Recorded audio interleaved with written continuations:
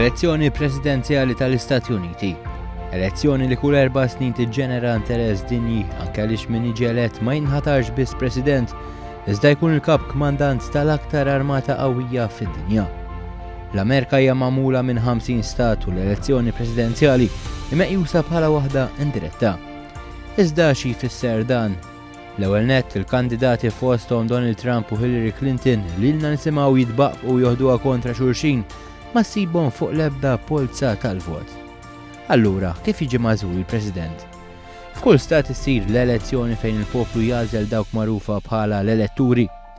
Dawn l-elettori mbagħad ikunu huma li fil-kulleġġ elettorali formalment jagħżlu il-President.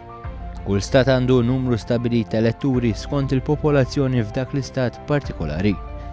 Interessanti il-fatt li l-vot taċ-ċittadini Amerikani mhuwiex wieħed rappreżentattiv. Biex nagħti eżempju prattiku, stat partikolari għandu 10 elettori u 6 minnhom jappoġġjaw lil kamp Repubblikan u l-4 l-oħra jinsabu fuq in-naħa tad-Demokratiċi. Kemm il-darba l-kamp Repubblikan jirbaħ anke b'maġġoranza minima, l-4 elettori tad-Demokratiċi jkunu kostretti jqilbu fuq ix-xaqliba l-oħra taħt il-prinċipju li r-rebbieħ jieħu kollox.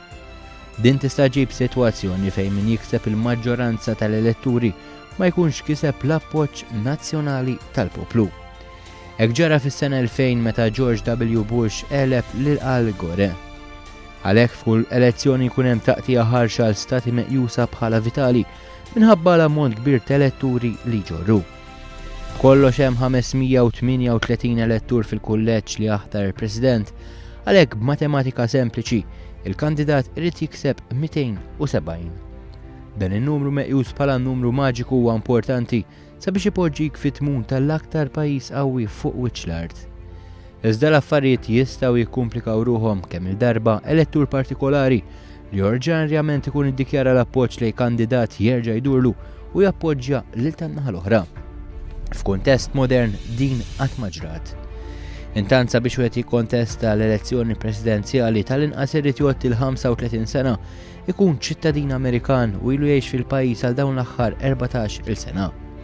Mal-ewwel daqqatajn dawn il-kriterji ma jidhrux impossibbli, iżda li hu żgur li biex tasal sal-White House trid tgħaddi mill-arbil tas-sistema elettorali komplessa Amerikana.